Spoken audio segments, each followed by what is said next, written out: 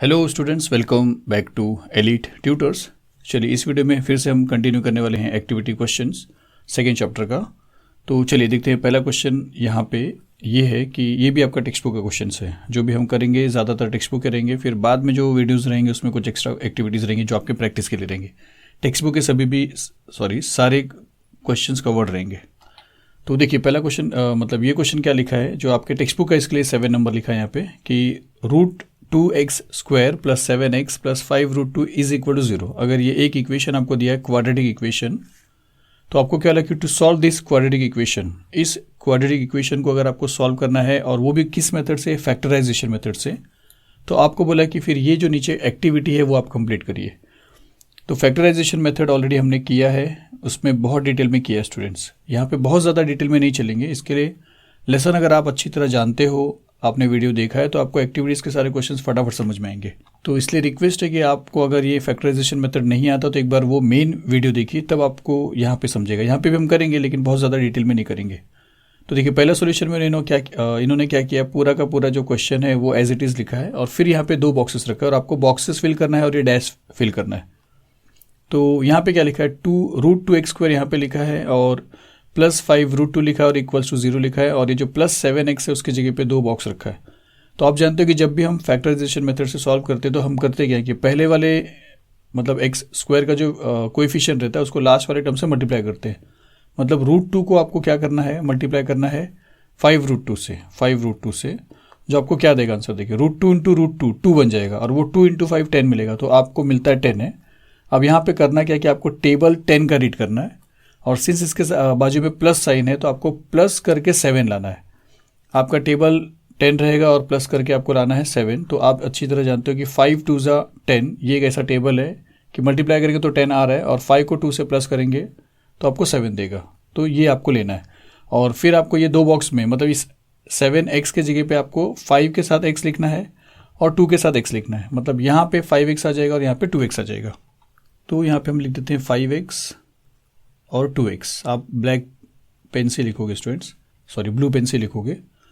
तो ये हो गया। उसके बाद फिर हमने फैक्टराइजेशन मेथड जब किया था तो उसमें हमने देखा था कि हम यहाँ पे पेयरिंग बनाते हैं और फिर इसमें से कॉमन निकालते हैं।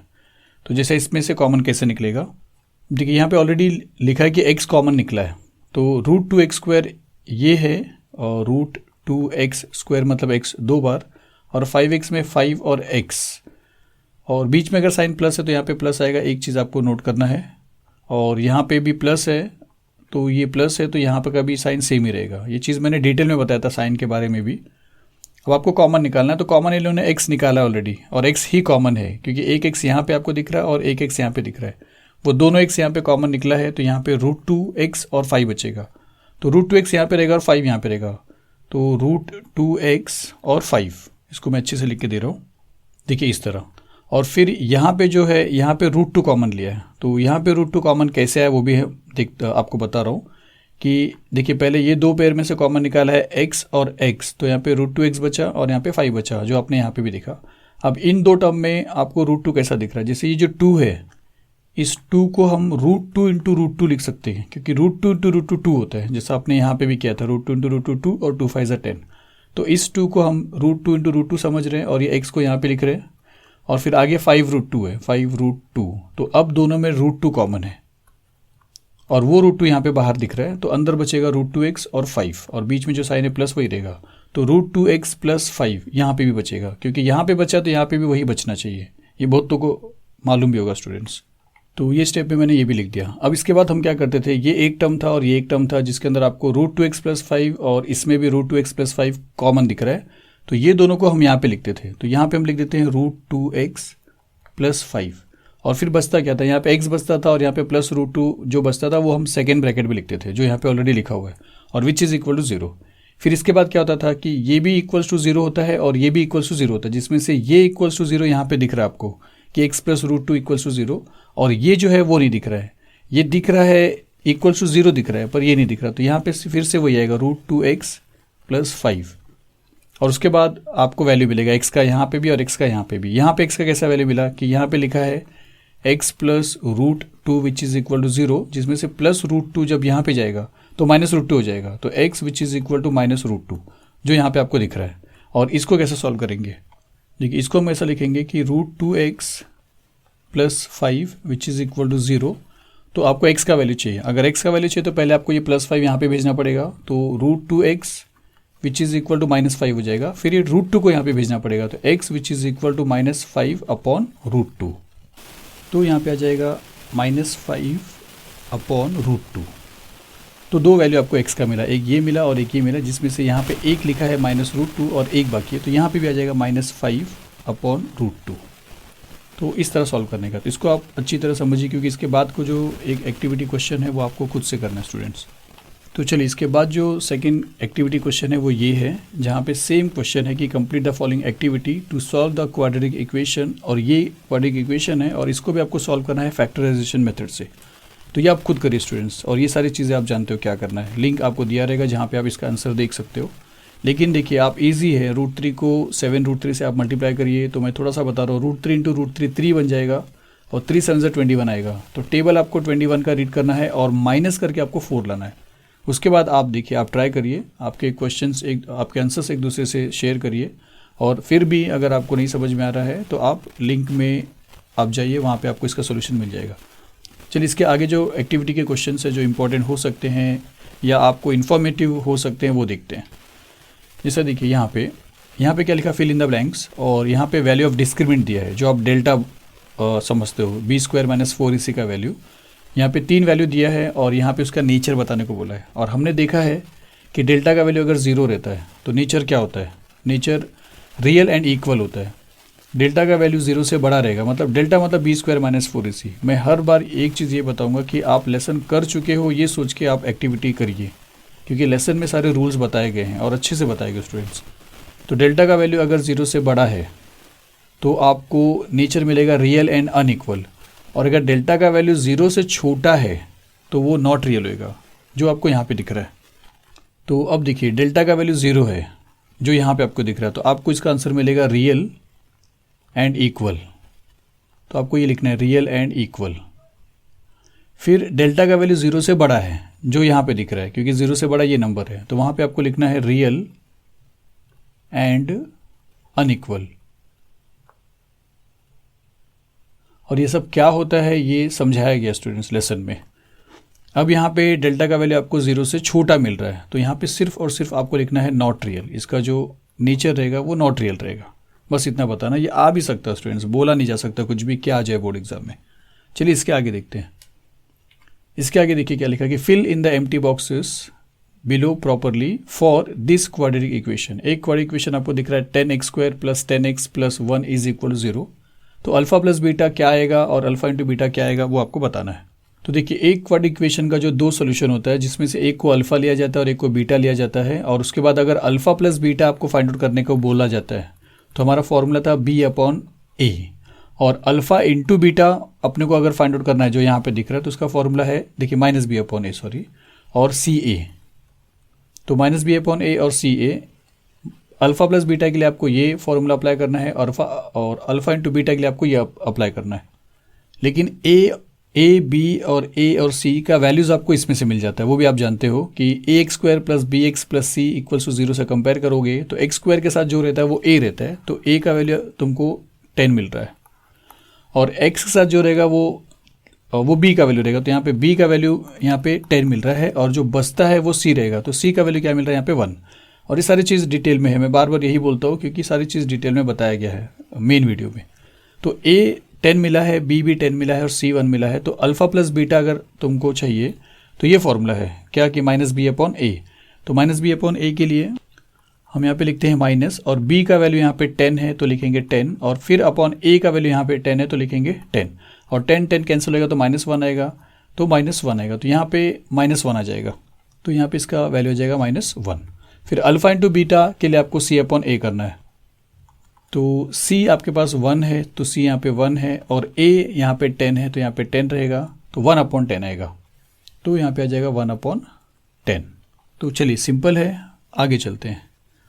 आगे का जो एक्टिविटी है वो क्या है, देखिए कि राइट अ क्वाड्रेटिक इक्वेशन। आपको क्वाड्रेटिक इक्वेशन लिखने को बोला है। If addition of the roots is 10 and the product of the roots is equal to 9।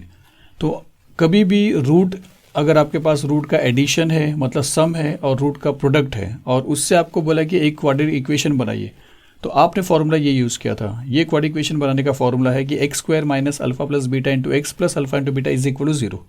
यहाँ पे देखिए एक्स स्क्वायर आपको यहाँ पे दिख रहा है, माइनस आपको दिख रहा है, ये जो एक्स है वो आपको यहाँ पे दिख रहा है, तो अल्फा प्लस बीटा आपको यहाँ पे लिखना है। और अल्फा प्लस बीटा का मतलब सम ऑफ द रूट्स, मतलब एडिशन ऑफ द रूट।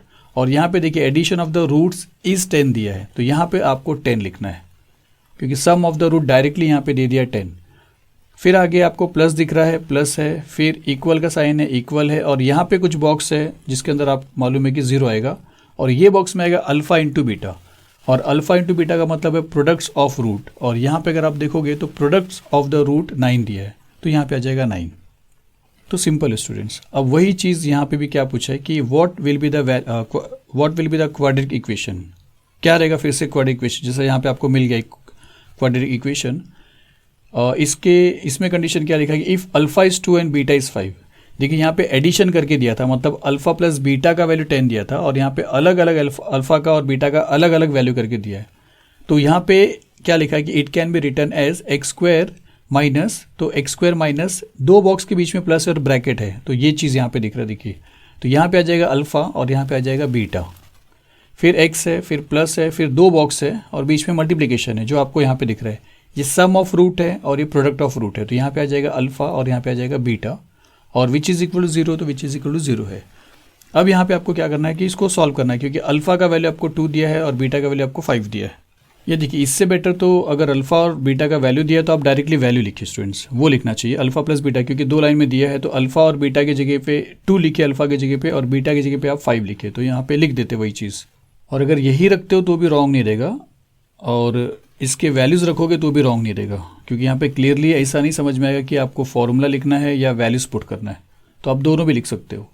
अब अगर आप ये लिख रहे हो तो यहाँ पे आपको पूरा फाइनल करना है, तो यहाँ पे एक्स स्क्वायर के पहले आपको पूरा सॉल्व करना है, और ये है एक्स स्क्वायर, और इसके पहले यहाँ पे कुछ भी नहीं है। देखिए आप समझिए, इक्वल टू 0 यहाँ पे भी है, इक्वल टू 0 यहाँ पे भी है, उसके पहले अल्फा इंटू बीटा है, और उसके पहले प्लस है, और उसके पहले एक्स है। तो यहाँ पे ये जो प्लस है वो आपको यहाँ पे दिख रहा है, और ये जो एक्स है वो आपको यहाँ पे दिख रहा है, तो इस बॉक्स के अंदर इन दोनों का प्रोडक्ट आएगा, और इसमें से अल्फा है 2 और बीटा है 5। तो आप चाहिए तो यहाँ पे लिख सकते हो 2 और 5, तो चलिए लिख देते हैं 2 और 5, और यहाँ पे भी 2 और 5 है क्योंकि अल्फा आपको दिख रहा है यहाँ पे, तो यहाँ पे भी लिख देते हैं 2 और 5। तो 2 5 ज़ा 10 वो यहाँ पे आ जाएगा, और 2 + 5 7 यहाँ पे आ जाएगा। तो मैं आपको एक बार बता रहा हूँ, देखिए ये इक्वल्स टू 0 यहाँ पे दिख रहा है, x प्लस यहाँ पे दिख रहा है, तो 2 5 ज़ा 10 यहाँ पे दिख रहा है, फिर ये माइनस और एक्स स्क्वायर यहाँ पे दिख रहा है, और फिर 2 + 5 7 यहाँ पे दिखेगा। तो इसके पहले तो यहाँ पे कुछ भी नहीं है स्टूडेंट्स, तो यहाँ पे अगर कुछ भी नहीं है तो यहाँ पे आप 1 लिख सकते हो, क्योंकि उसका कोएफिशिएंट 1 ही होता है। तो पूरा जो क्वाड्रेटिक इक्वेशन है वो ये बाय मिस्टेक ही है, समझिए ऐसा। तो पूरा क्वाड्रेटिक इक्वेशन आपका यही रहेगा, x square minus 7x + 10 which is equal to 0। चलिए फिर इसके आगे देखते हैं।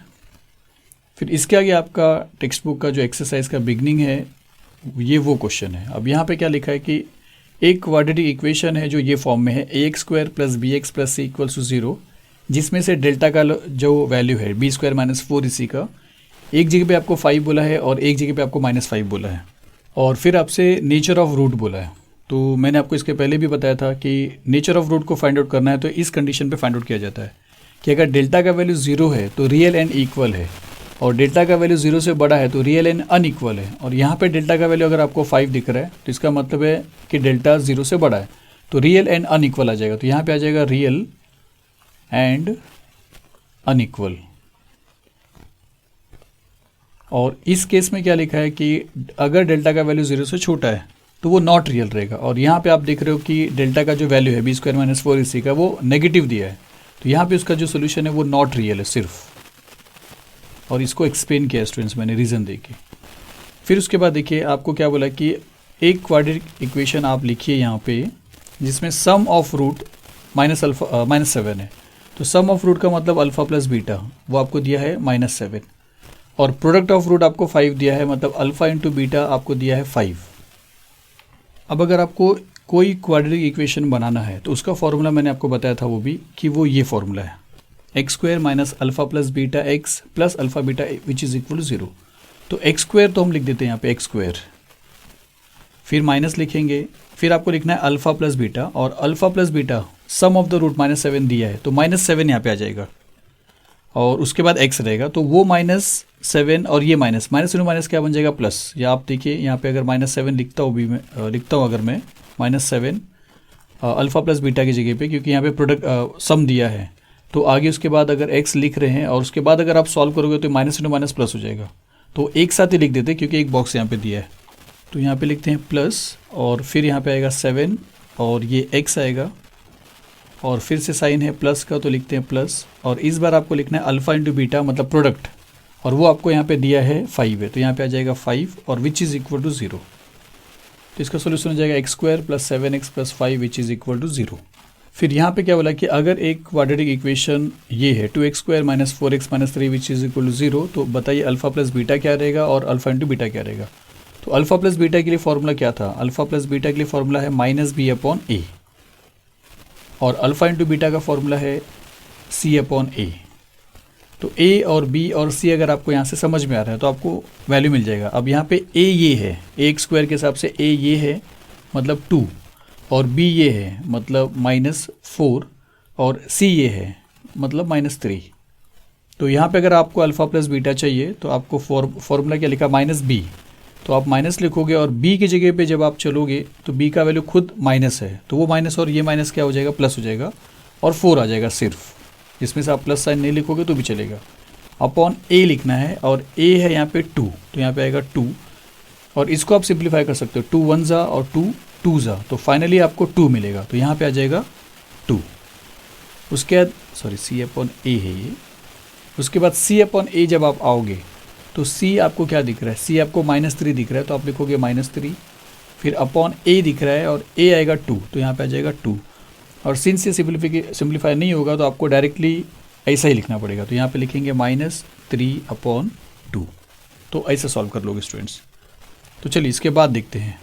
तो चलिए अब ये क्वेश्चन देखते हैं। यहाँ पे क्या लिखा कि complete the following activity to find the value of k। आपको k का वैल्यू फाइंड आउट करना है। If the roots of 2x square minus 6x plus k equals to 0 are real and equal.